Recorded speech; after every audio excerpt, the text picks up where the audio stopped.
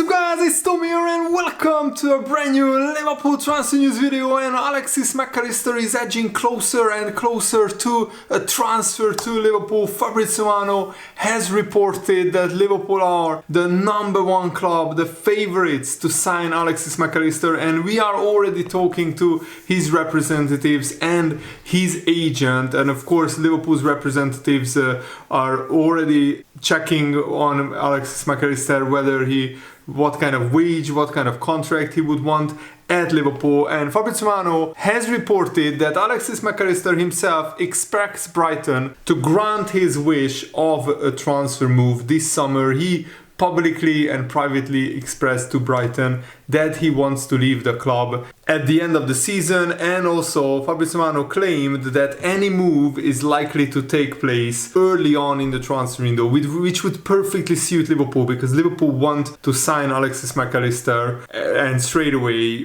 get him accustomed to the playing style of Jurgen Klopp early on in pre-season. And MacAllister had an unbelievable season, winning the World Cup with Argentina, and he is on course to help Brighton finish in a European place, and they might even finish ahead of Liverpool, because if you just count the dropped points, Brighton are ahead of Liverpool if they win their games in hand. And of course, let me know what is your prediction for the Liverpool-Fulham game in the comments below. If Liverpool could get their 5th win in a row in the Premier League, that would be a first this season, because previously we have only won 4 games in a row, and that was either side of the World Cup, so it didn't really feel like 4 wins in a row. But now this is a massive chance for Liverpool to keep the momentum going and to put a little bit of pressure on Newcastle and Man United. Even though they are in a very comfortable position, they can drop like 9 points or something like that, or 8 points, and still finish ahead of Liverpool, even if Liverpool win all of their games. But there will be many twists and turns. For example,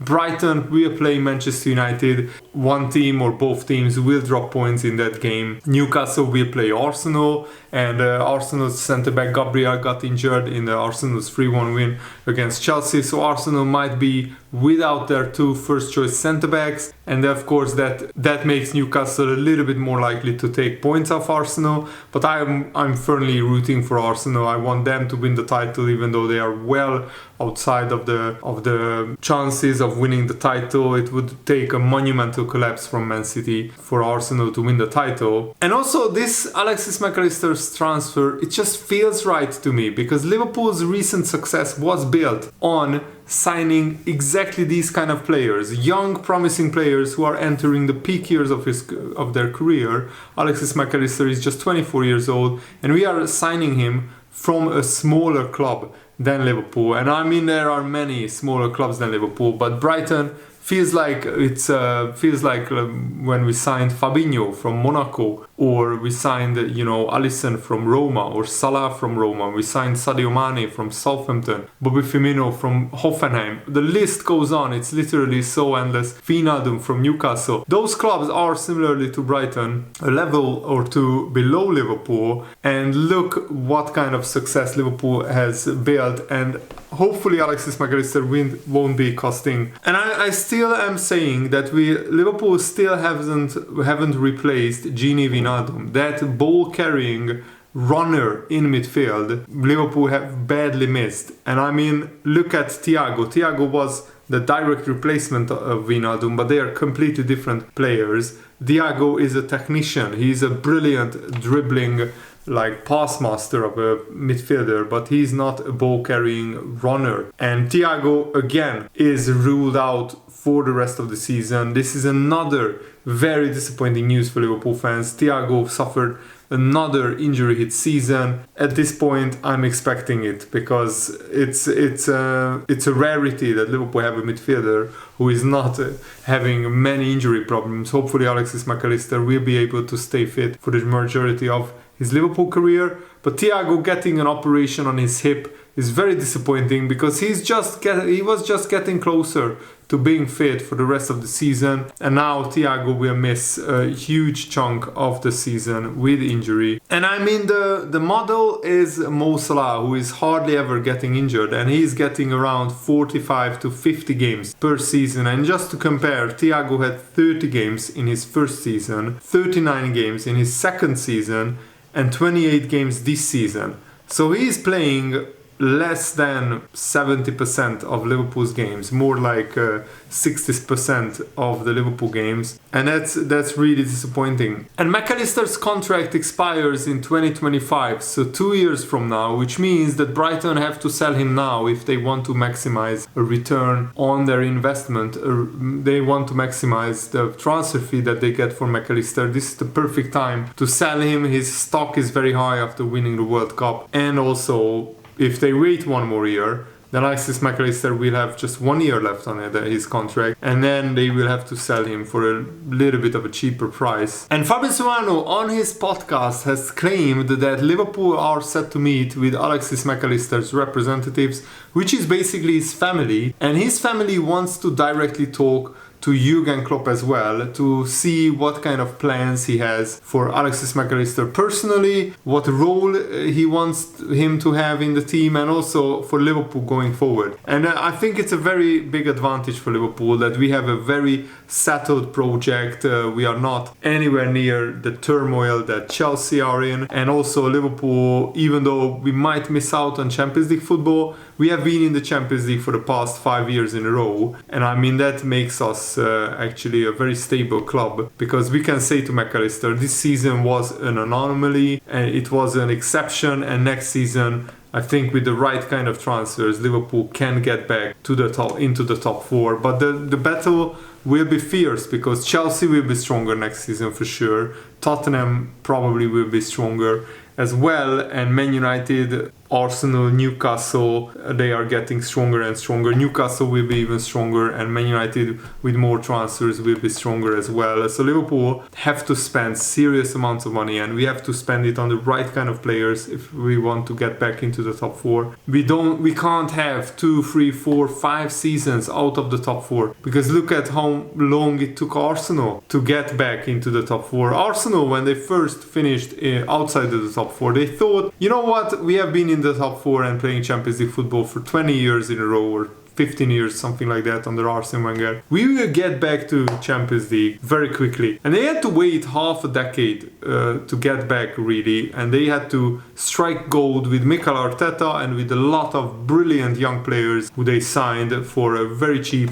money, most of them. And they developed and they grew into world-class players, and Arsenal's recruitment is really following the Liverpool blueprint as well. Fabrizio said, with Alexis MacAllister, Liverpool are there. They will speak to the players' side. When I mention the players' side, in this case, it is his family. His family are going to speak to Liverpool about the project, get the ideas of Jurgen Klopp about what they want to do. My expectation is that MacAllister will leave Brighton 100% in the summer. And this too sounds like a very promising development for Liverpool. But if Brighton wants £70 million for MacAllister, that might be a stumbling block, because Liverpool have to spend very carefully, and I think spending it on MacAllister makes sense, but then we might sign another two like cheaper midfielders. Gravenberch could be only 25 million, and Mason Mount could be another 50 million.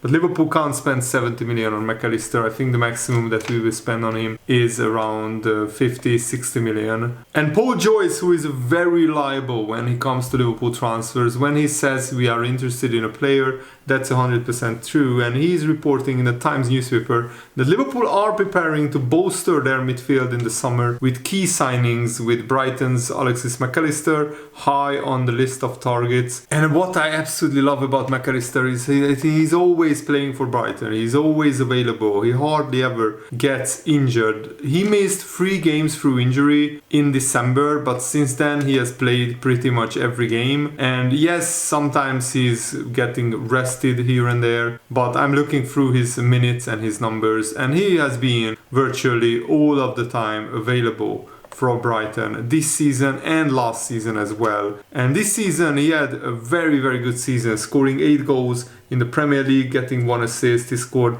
5 goals in the Premier League last season and getting 2 assists. He also scored 2 goals in the FA Cup this season, and which means that he got basically 10 goals this season, plus another goal in the World Cup, in Argentina's amazing World Cup win. And now their links are pretty serious with Alexis MacAllister, but Liverpool need to get their deals done early, so these players can join Jurgen Klopp in pre-season and he can work with them, so Liverpool can hit the ground running. The biggest problem last season was that we played all of the games possible. We had a very short holiday, and then pre-season started, and it was a very grueling pre-season with a lot of traveling. A lot of players were either injured before pre-season and during pre-season, and we didn't start the season well. And that just snowballed and continued from there. And Liverpool starting with like 5-6 injuries would have been fine, but starting with like almost 10 injuries before the season has even begun,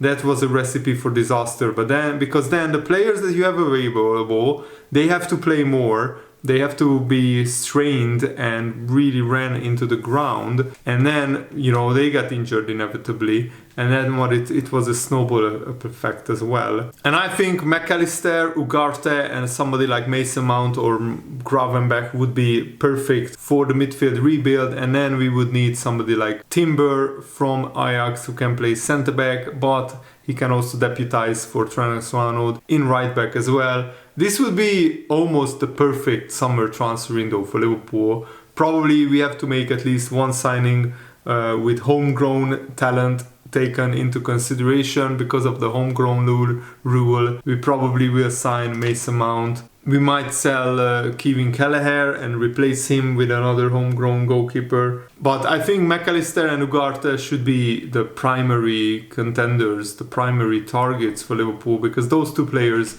would immediately put Liverpool back in contention for maybe the title, but definitely the top 4. And what we need is high energy players in midfield. We already have Luis Diaz, Gakpo and Salah, who are all very creative in the attacking department. So we don't necessarily need a creative midfielder in the midfield department. We need runners, we need high energy, high stamina, really high work rate midfielders. But I think Alexis MacAllister is creative enough to score enough goals from midfield. Getting 5 to 10 goals from MacAllister would be an even improvement even on our current midfield players. And if you haven't seen Brighton a lot this season, Alexis MacAllister, if he signs for Liverpool, he would be the player that many people expected Naby Keita to be when he signed for Liverpool. He's very technical, he is a very energetic midfielder, he has great ball control, fast passing, he has got great vision,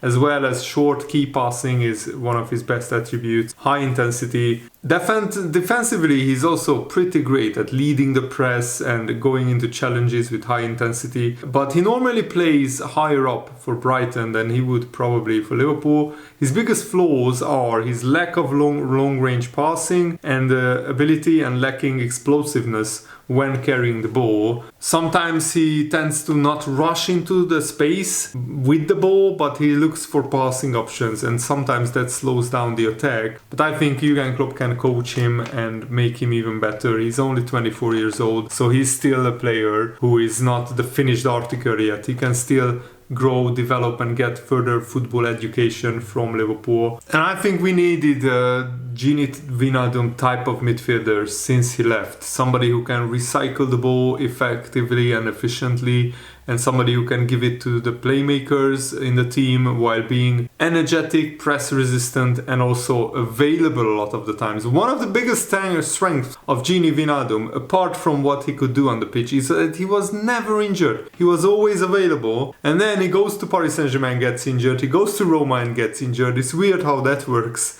Mane has had a lot more injuries at Bayern Munich than he had at Liverpool, so maybe we sold those two players at the right time. The problem is we didn't really properly replace Wijnaldum. We kind of replaced Sadio Mane with Luis Diaz, Gakpo, Darwin Núñez. I don't think we have any problems when it comes to firepower. Our biggest problem has been the midfield, the defense. So that's where I want Liverpool to sign players. And yeah, let me know what you think about all the things that we talked about in the comments below. Thanks for watching, hope you enjoyed this. Have a nice day. See you later guys. Goodbye.